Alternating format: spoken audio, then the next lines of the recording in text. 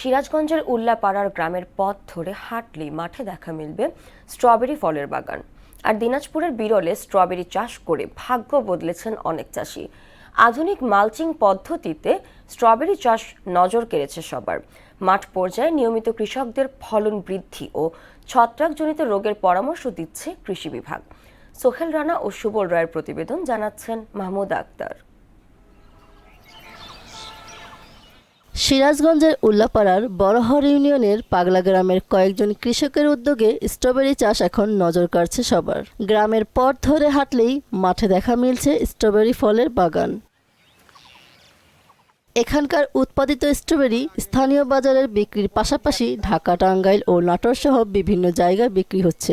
8 December জমিতে আমি strawberry চারাটা লাগাইছিলাম। চাষ করতে যে খরচটা হয় ওটা বাদ দিয়ে আমার লাখখানিক টাকা ইনকাম হয়েছিল প্রথম বছরে। পরিচর্যা কম, খরচ কম, তারপর লাভবান বেশি। 5 লাখ টাকার মতন বিক্রি হয়ে গেছে। এবার আশা আছে আমার যে এই জমিতে 8 থেকে 10 লাখ টাকা কামাই করব। সরকার আমাকে কৃষি কোনো লোন টোন দিত, তাহলে আমি আরো বেশি উদ্যোগ নিতে পারতাম। বর্তমানে ফেস্টিভ্যাল ও বাড়ি 3 জাতের স্ট্রবেরি চাষ হচ্ছে। মাঠ পর্যায়ে নিয়মিত কৃষকদের ফলন বৃদ্ধি ও ছত্রাকজনিত রোগের পরামর্শ দিচ্ছে কৃষি বিভাগ। আমেরিকান ফেস্টিভ্যাল, তারপর রাবি 3 মতো ভ্যারাইটিগুলো কিন্তু আমাদের মাঠ পর্যায়ে এখন সম্প্রসারণ ঘটেছে।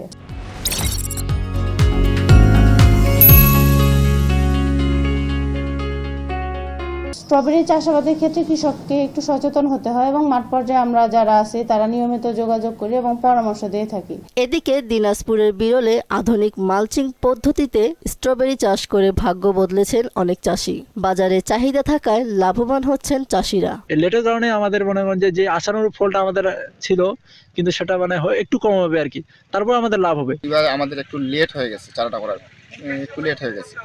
আরো 20-25 দিন আগে যদি চারাটা করতাম তাহলে আশা করা যেত এর থেকে আরো বেশি ভালো হতো। চাষিদের সব ধরনের সহযোগিতা সহ কারিগরি সহায়তা ও পরামর্শ প্রদান করছে কৃষি বিভাগ। সাধারণত অক্টোবরের মাঝামাঝি থেকে নভেম্বরের মাঝামাঝি পর্যন্ত মূলত চারাগুলো রোপণ করতে হয় এবং তারপর এটা মূলত 60 থেকে 75 দিন পর এটা ফল ধারণ করা শুরু করে। প্রকল্পের যে সমস্ত সুবিধা, বিশেষ করে এর যে চারা, সার, এর বালাই ব্যবস্থাপনা, তাকে দক্ষ করে তোলার জন্য যে প্রশিক্ষণ, এর মাধ্যমে কৃষক এবং যে উদ্যোক্তা সে কিন্তু তার কর্মসংস্থানের সৃষ্টি করছে এবং পাশাপাশি সে কিন্তু আর্থিকভাবে লাভবান হচ্ছে। গড়ে প্রতি কেজি স্ট্রবেরি প্রায় 400 টাকা দরে পাইকারি ও খুচরা বিক্রি করছে কৃষকরা। মাহমুদা আক্তার, মোহনা সংবাদ।